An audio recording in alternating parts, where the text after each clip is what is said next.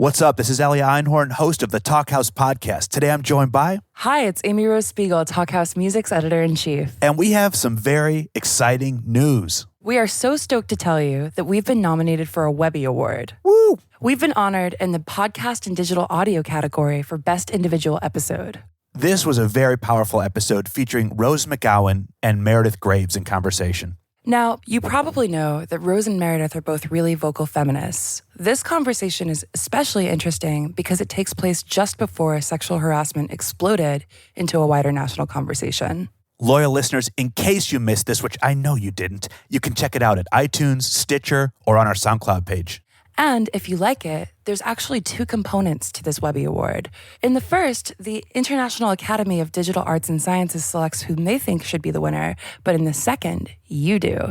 So if you like the episode, please go to the Webby Award site and vote for us. You can also find the direct voting link at talkhouse.com. And while you're there, why not check out Meredith and Rose's incredible past contributions? Rock the vote! We want you.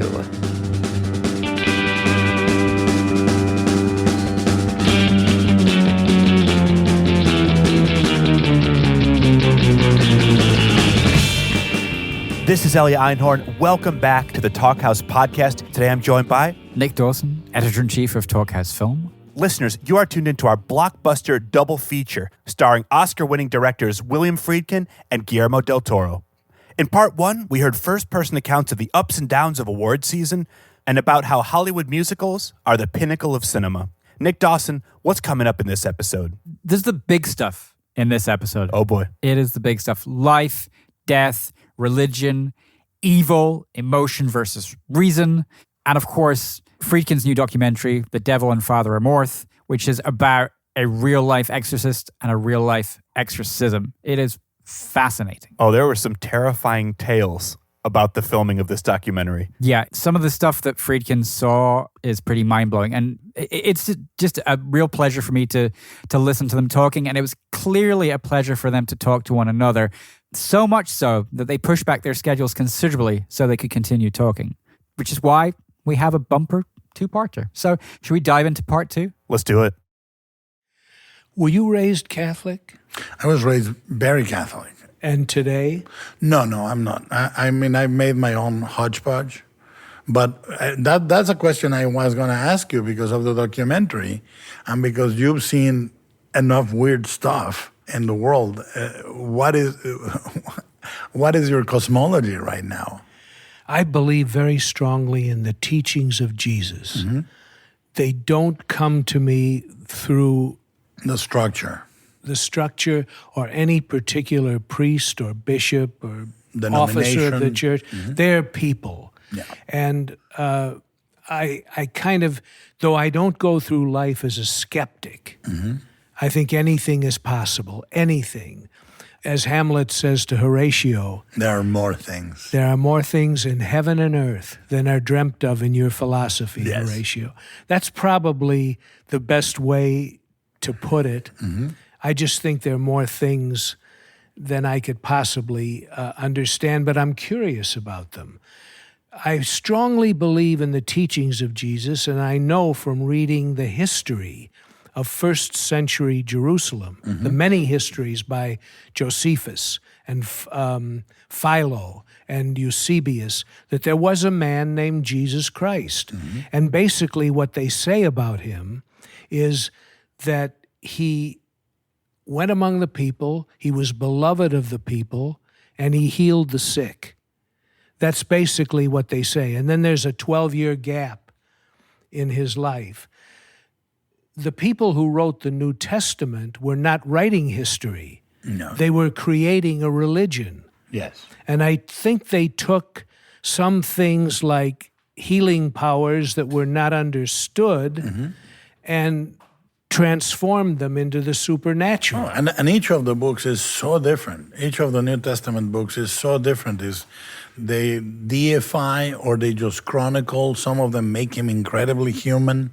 Some of them making him incredibly superhuman. And it's almost like they're talking about different characters. The two most interesting people to me who I've ever read about or heard about are Hitler and Jesus. Two people who took the world into different places and different spaces, and they were just people. They were Hitler. The question is somebody who does what Hitler did, was he just sick? Was he so sick that he was a monster, or was he possessed? Was there some other power driving him? Because everything he did to prosecute that war was self-defeating, you know?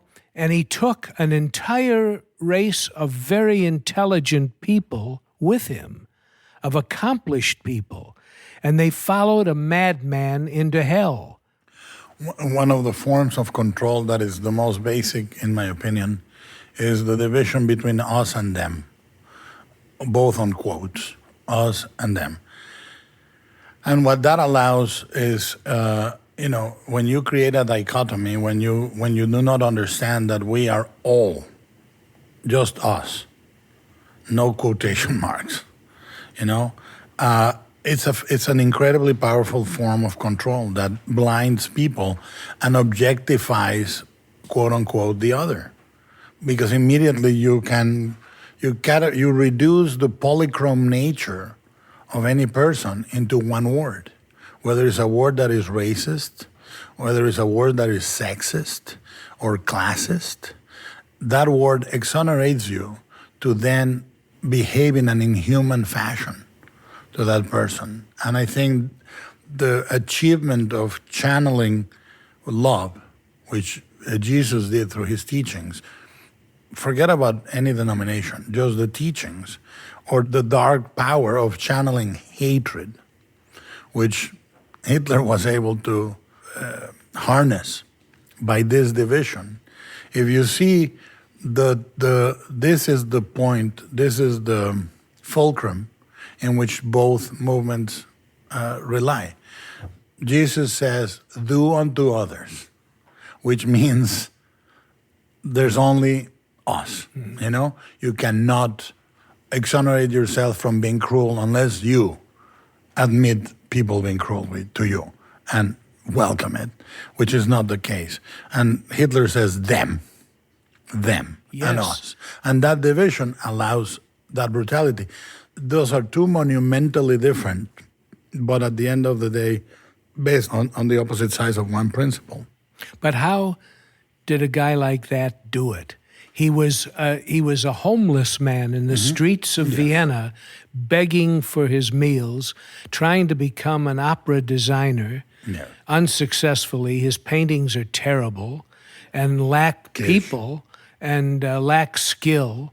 And he's making these speeches. Where did this come from? He was a failed little corporal. Well, the complexities of the confluence of historical, economical, social. A bunch of things that came together. It is a perfect storm. Yeah. It is a perfect storm. And historically, mankind has found itself in perfect storms on both sides of the equation so many times. And that's why I think that the study of history, which is not cyclical, but the patterns are cyclical. They do repeat themselves, and huge masses of people can follow a quote unquote false messiah again and again, guided by the same wrong principles because of emotion rather than reason. There is the power of emotion in a positive way moves you to empathy. Emotion is more powerful than reason, isn't it? Well, it trumps reason. I don't know if it's more powerful. It's more persuasive. Mm-hmm. It is more persuasive. I don't think it's more powerful. I think that when you get to a point with reason, you actually change permanently. When you get to a point by emotion, you change transitionally. But you cannot get intoxicated by thought. You actually sober up by thought, but you can get intoxicated by emotion. What do you believe now that you have sort of fallen away from any doctrinaire Catholicism? When you see, like my documentary, which you saw in Venice, about an exorcism, how do you respond to something like that? Because it comes down to the very core of belief that Christ has empowered his priests to drive out a devil. It's that simple. Yes. But they're calling on Christ. They don't believe that they're doing the exorcism. They are calling on Jesus to exorcise this demon. I tell you, to me, being Mexican, I have witnessed strange things all of my life. I do know that the multiple colors of life, many of them are hard to believe in, but I do believe that at the end of the day, we tend to divide more than the Eastern philosophies do. We tend to say good and evil, and I think that the world is made by a force that destroys and creates. I do think there is a struggle between a destructive force and a creative force constantly in our lives. I do believe that. Whether that manifests itself as a spiritual force, like in the case of the documentary, all I know is that we are vulnerable to those forces. But seeing the documentary, what it is really a punch in the gut, which by the way, you specialize in. You specialize in all your filmography. You punch in the gut real well. I tried to make this film without any style or technique. In fact, I came upon it quite by accident. I didn't intend to How do did it. you come upon it? I was in a little town in Italy called Lucca, which is the home of Puccini. And I was getting the Puccini Prize for my work in opera. I've directed a lot of operas. And it was at Puccini's house in Lucca. And I was supposed to be in this lovely little town for 8 days doing master classes and interviews. And someone at a gathering that was taking place when I first arrived there casually mentioned that Lucca was a 35-minute drive from Pisa. And I wanted to see the Leaning Tower, which I had never seen, which is... I saw it once. Yes, it's very Del Toro-ish. It's very striking. Someone else mentioned that, oh yes, and there's a 1-hour flight to Rome from Pisa, which there was not from Lucca. And this just came into my consciousness, and I thought, geez, I've got to be here for 8 days. Who do I want to see in Rome? I have a lot of friends in Rome. And I wrote to a theologian friend of mine, Andrea Monda, and I wrote him an email saying, I'm here for 8 days. I'd love to see you. Do you think it would be possible for me to meet with either the Pope or Father Amort? Those are the two choices. Right. And he could do that. And he said, well, the Pope isn't here at this time, but Father Amort would love to see you. He'd love to meet you. And he was known as the Vatican exorcist. His title was Exorcist for the Diocese of Rome. And he had written 7 or 8 books about his work. They're all in 40, 50 printings around the world. And he had written a page about my film, The Exorcist, in which he said the special effects were over the top, but the film did help people to understand his work. And so he was happy to meet with me.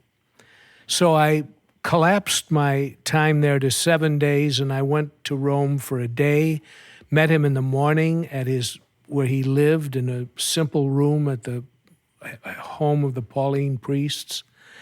And we had a wonderful conversation. And then I went back to Los Angeles. And I went to the Vanity Fair Oscar dinner. And I was standing on the porch with Graydon Carter, who is a friend, and he asked me where I'd been recently and what I've been doing, what I was up to. And I told him I had just met the Vatican exorcist. And he almost had a heart attack. He said, would you be able to write about this guy? Would you be able to interview him for Vanity Fair? I said, Vanity Fair is a Hollywood magazine. I don't want to do... He said, no, I'll give you as much space as you want. And so I got in touch with the head of the Pauline Priests and went back and interviewed him. And I asked him at the end of this interview, which I published in Vanity Fair, if he would ever let me witness an exorcism, which had never been allowed by the Catholic Church, not to my knowledge, not published anywhere, that they would let, and rightly so, that they would let someone, it's not an entertainment. Yes. You know, it's not a show. And to my amazement, Father Amort agreed to let me witness an exorcism that he was doing on May 1st of 2016. It was the 9th exorcism of this 46-year-old woman who was an architect. And she believed she was possessed, and he had exorcised her 8 times, once a month prior, no success. And then I pushed my luck, and I asked him, I sent another note saying, could I film this? Thinking, absolutely not. And I didn't want to push it too far because I did want to experience this. But this is the same guy asking the question, can I shoot this in Iraq?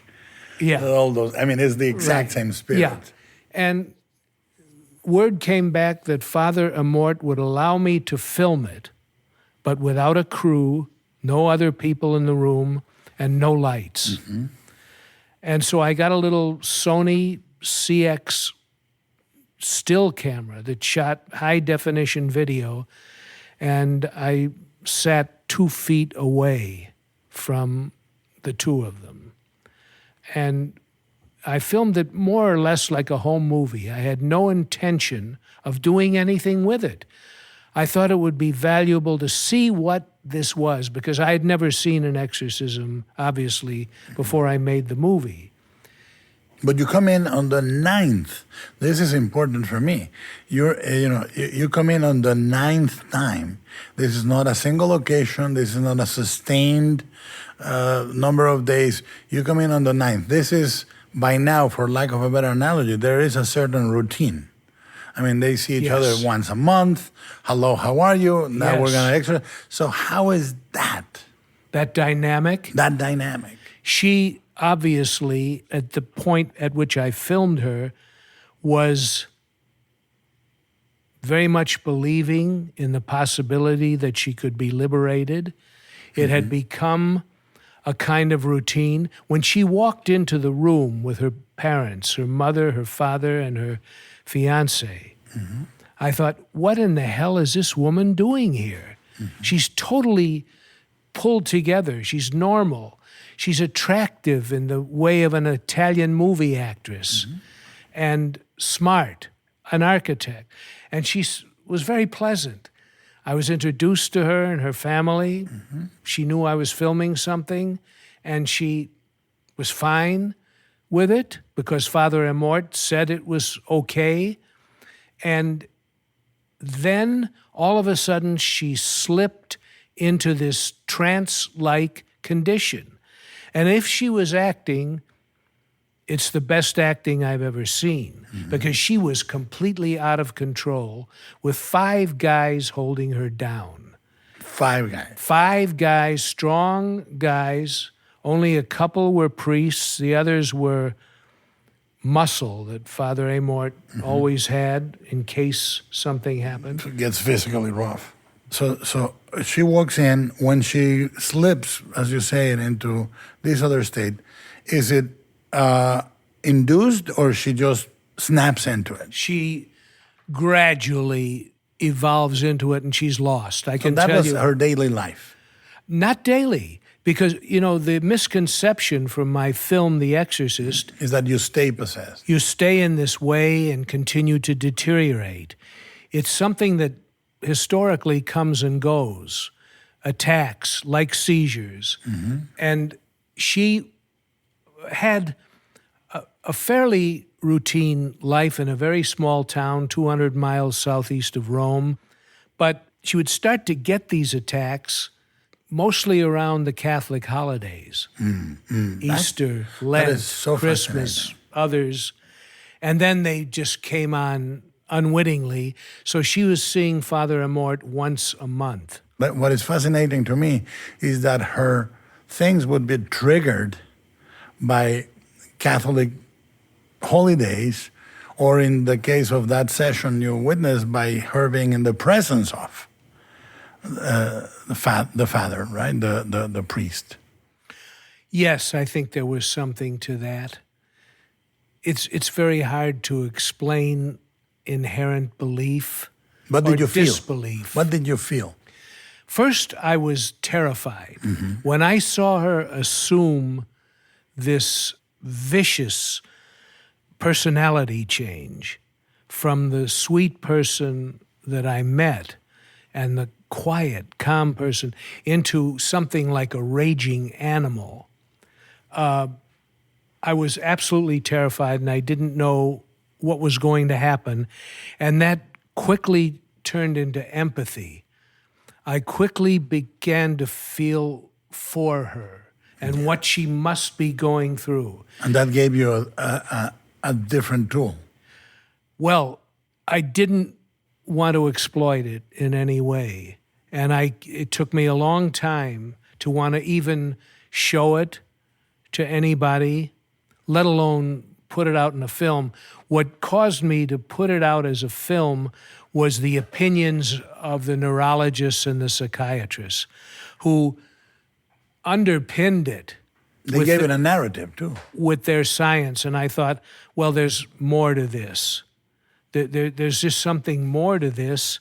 I don't know what it is. I still can't say that I believe that this is easily qualifiable as a sickness or evil. I don't know. If it's evil, she is the one being attacked. She's not attacking. While she's lashing out, she is not trying to hurt anyone. The second time I went to see her in this church in Alatri, she was lashing out and all over the place, and the church was empty and there was no priest. Just her boyfriend holding her down. He was a very powerful guy who held her around the throat. She was in a folding chair, the throat and the waist, and she was pulling him with her and dragging him toward me. And one of the things she said in Italian, the boyfriend was saying, "We want you to give this film back. We don't want this ever to be shown." And when I first met him, he was very friendly and respectful. And now he was out of control. And she was yelling out from the chair, "No," in a different voice. "I want this to be seen. I want this to be seen." And this was not her voice. And I know she didn't want it to be seen, she herself. Father Amort told me, and I excluded this from the documentary, that she spoke to him in Latin a large part of the time, which he never studied. And at one time she talked to him about his own sins. Wow. She accused him of his own sins. And they were real. And they were real. And I didn't ask him to delineate them for me. No. I didn't want him to tell me what they were. I was curious, but that was a bridge too far. Yes. I have no right to ask him what his sins were that he claimed were spot on from her. It is. I think when we face a mystery, and I've had a few strange encounters, all I say, I rather than reduce them to an explanation, I just say, at the moment, we don't know what it is. I mean, and I think that's there's no one religion, in my view, of the world and all that it encompasses. There's not one religion that can explain it all. Not even the agglomeration of all religions can give you a real answer about it. But what is fascinating is, I think, to place yourself in a way where you are open to the mystery. And that has been your position. You said it in observing the world as a filmmaker. You open yourself to the moments that occur in front of you, and you watch them with curiosity, empathy, open-mindedness, but you don't shy away from the brutality of it either. I mean, when you chronicle, and whether it's this documentary or your first movie, it doesn't matter. When you chronicle all sides. And that is an interesting philosophical position for a filmmaker, to say, I'm not going to shape the material in as much as I can. And I wanted to ask you, in this instance, you had a camera between you and the subject, but you had this feeling. When you felt empathy, did the fear go away? Yes. That is, to me, the most important thing of this conversation, because I do believe there are two forces in the world. One is fear and one is love. Fear leads to hatred. I think one precedes the other. And I do believe that empathy, when you say I understand, you say I love. And when you say I empathize, you say I understand. And it stripes away the fear. And when we were talking about Jesus and Hitler, and we talk about fulcrum, I think that's what concedes those two sides their power. When you say the other, you're not interested in understanding. You're not interested in empathy. You just want them gone in any way you can. And when Jesus says, do unto others, he says, walk in their shoes. What does it feel to that? And empathy immediately invokes love. It is an invocation. It first occurred to me when I saw these symptoms be manifest. I thought, she could come out of that chair and attack me with great strength. Great strength beyond what you would think she possessed. And that was my first concern. And I could barely keep the camera in focus because it was such a violent upsurge that built. And then gradually, my thoughts all went to her and what this woman must be suffering. And I had no fear. I had no fear of what could happen. Because you were not thinking of you were thinking of her. Right. And how can she go through this? Yes. And what conclusion is there to something like this? How do you get rid of this? And you take this kid who was bombing in Austin, Texas. Yes. Is that sick or is it evil? Is he sick or evil? Is it a combination of both? Because there are people who are mentally sick but do not manifest evil. Well, I think the forces of the world exist above us. I do believe that, but I do believe that every act and every choice we make in our day is an invocation of sorts. It can be a road rage or a personal interaction, and you can always, every single time, choose between empathy or hatred. But you have to make a bomb. Of course. Road rage, if you can just give in to your anger. If you switch for long enough to fear and hatred, you will be a pure instrument of them. I do believe interesting. That. I do. Now, is that sick? Or is in your worldview, is there a place for good and evil? There is a place for choice.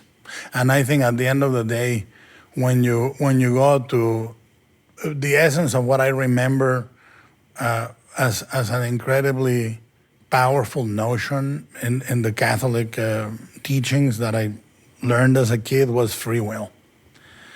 That free will is, at the end of the day, the one tool that was given to us as humans to choose. And I think it's an accumulation of choices. Really. But at the end, the forces are there. Some people can't make that choice. They're blocked. Yeah. The guy who goes up on a tower in Austin, Texas, and shoots, 17 or 18 people from the rooftop of a building. Well, of the many mechanisms, of the many defense mechanisms that are known to psychology, and I'm sure I'm misinterpreting what I've read and all that, I believe there's one called sublimation.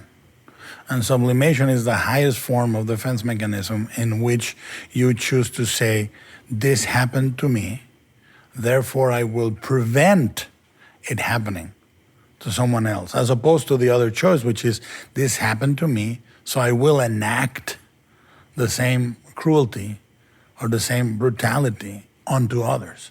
So that is a switch. And I don't know how to differentiate in a quantifiable way between the spiritual and the physical choice or the pedestrian choice of saying, I will not do that. It's very difficult. I'm sure the answer in time will come, and 100 years from now, we will be looked upon as the Middle Ages. If we're still here. If we're still here, You remember, shall we survive? not long ago, Yeah. can I have another coffee, Mike? I'm going to let people know I'm late for lunch. Go ahead. I'm so happy with this. Oh, this is great. No, go I ahead. mean, You take a I little break. gotta see if I can be late. This is lunch. If you can't. No, this is. You said not long ago. You texted me Yeah. out of the blue. You sent me an email, and it said, "Do you think the apocalypse is here?" And it took me weeks to frame a response to you because I hadn't thought about it. Yes. And I'm thinking, what does he mean? And but I thought rather than ask you what you meant, I would just stop and think about current events. And I thought, then when you got nominated, I think I wrote back to you, not yet. Not yet. No, what happens? What happens to it happens with every generation. I mean, the quote unquote end of the world has come so many times in a social way, where people say 1901, end of the world, turn of the century. Turn of the century panics. Happened in the Middle Ages, happens with the advent of a comet in the sky, so many times. But obviously, in our lifetimes, I mean, the world ends with each of us. That's a fact. And the world is born with each of us. Everybody falls in love for the first time. Everybody's wounded for the first time. But there is a sense right now, to me, I mean, as close as we've come to having cosmic supernaturally powers, it starts after we split the atom. When we can go that deep into the blueprint and change the layout at that cosmic level, where we say, okay, we're going to take an atom, we're going to fragment it, and this is what is going to happen. There has never been the marriage of power and emotion socially at such an excitable level as it is today. I think the social discourse is, there's a great word in Spanish, which is crispado. And there's no equivalent I can think of in English. It's excitable is the closest it comes. But there is a level, the pitch of the social conversation at a global level, it is so high. And the instruments at our disposal are so, I do believe that scientifically we are a little past the cliff of ecological disaster. I mean, we're in it.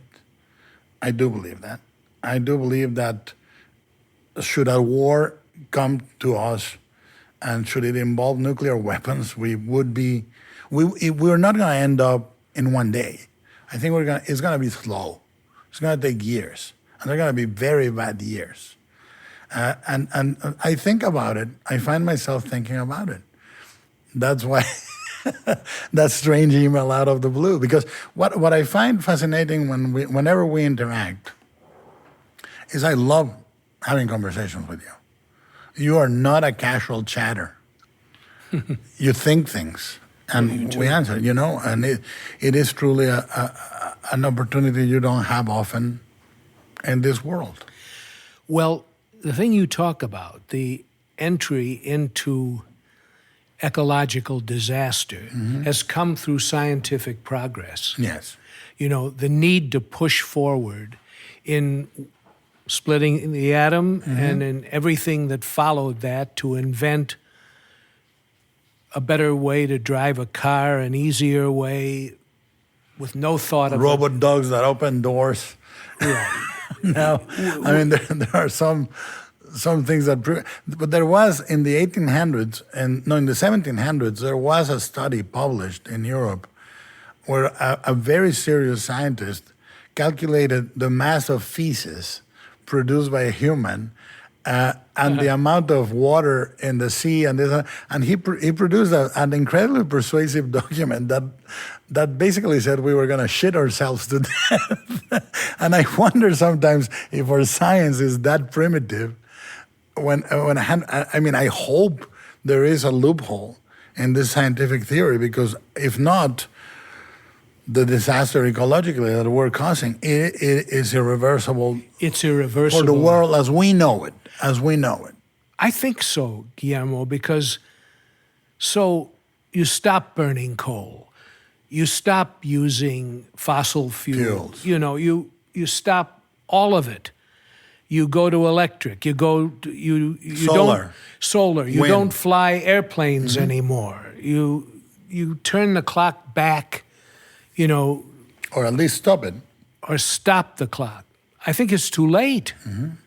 I think it's too late to reverse anything for a future generation. It's embedded now. It's in the atmosphere. Look outside. You can't see the next little town out there, which is Century City. And it's always like that, not just on a rainy day. It's in the air in Los Angeles and elsewhere. Where do you go to escape this?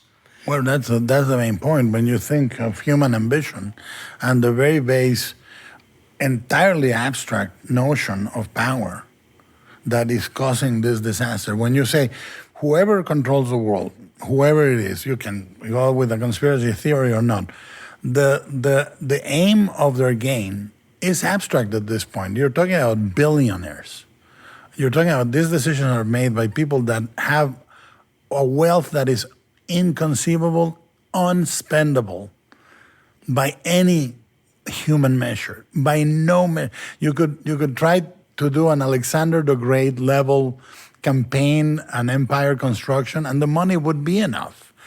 And those decisions are simply done by the voracity of accumulation. And then you say, if you had a coffee with these people, you would say, okay, if the earth ends, where would you want to spend that money?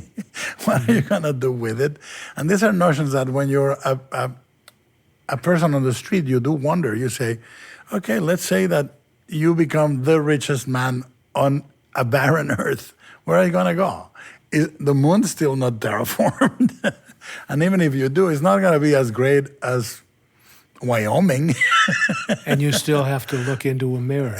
Yes. What is your role as a filmmaker in this environment? Is it simply to provide entertainment, to explore your talent? Obviously, you cannot make a film with a specific message in mind and get people to watch it. Well, Steven if you have something you want to say, it has to be through metaphor in some way. Well, I think after 40, you're literally like a clock. I think after 40, the goals change in a way. And they're not, Steve Soderbergh said something beautiful. He said, when he retired, one of the times he retired, because he always retires and comes back. But he said, if the entire canon of Shakespeare has not changed mankind for the good, I don't have a hope, right? And I think he has a point to in many ways, but nevertheless, it is not, again, we talk about a fulcrum. I don't think it ever ends. It's a seesaw. You go up, you go down, and the only thing you can say is, I'm a force for up, or I'm a force for down. In my case, I try to do movies that bring one form of joy or another, and they can be big, and they can be seen as childish, or they can be seen as deep, or they can be seen as superficial. It doesn't matter. To the people that they connect with, they connect at a really deep, beautiful level.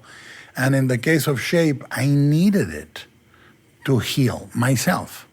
I needed that movie.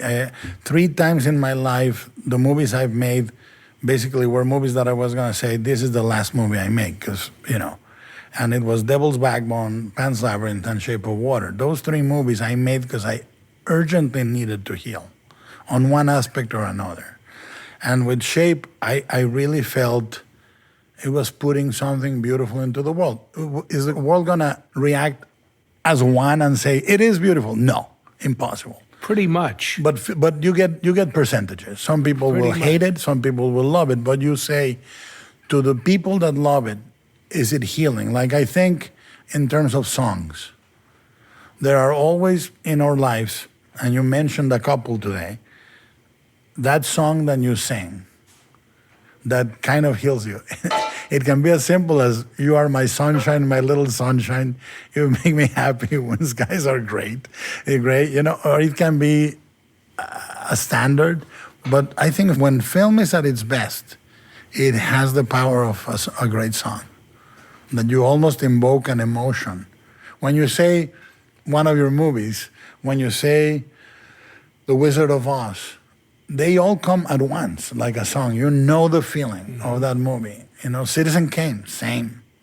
And it can be Tom Waits, or it can be Frank Sinatra, or it can be the Beatles, but they have that power to have that diversity and emotion. And that's, I think, what attracts me to cinema. When I see something that is to be judged in purely technical ways or purely dramaturgical ways, I'm not interested. If I can explain why a movie is great, maybe it's not that great. And if I can explain why a movie is bad, maybe it's not that bad. Maybe there's something, many movies I've seen that I don't like the first time, and 10 years later I see it and I weep. And I say, my God, was I blind? You've changed. Yeah, I changed. And what we do is we just put those songs out in the world for people to catch them at one time or another, and may they be used to heal. Yeah. And I think the things that you do speak to you. Yes. They speak to you, and you try to impart them. You try to communicate them. And that's, you have done it so many times. That's what we do. We climb on the top of a monolith and shout, and sometimes people gather at it. Sometimes people don't show up. And sometimes we fall off. I think that's a good way to end this. Thank you so much. My pleasure. God bless you.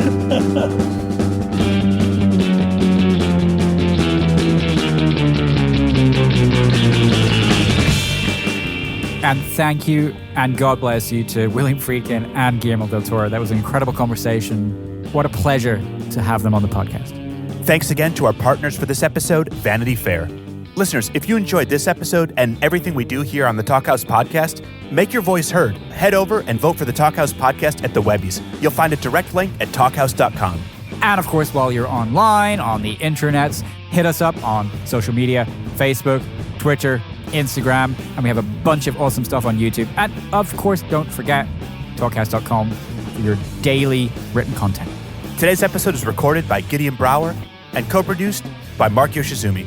And of course, William Friedkin's documentary, The Devil and Father Amorth, is in theaters from April 20th.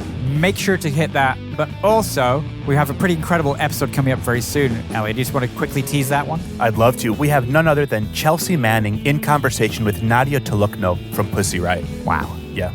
That should be pretty amazing. It's big. I will be downloading that one. Will you be leaking it? No, I promise not to leak it. Listeners, thanks again for tuning in. We'll see you next week. Take care.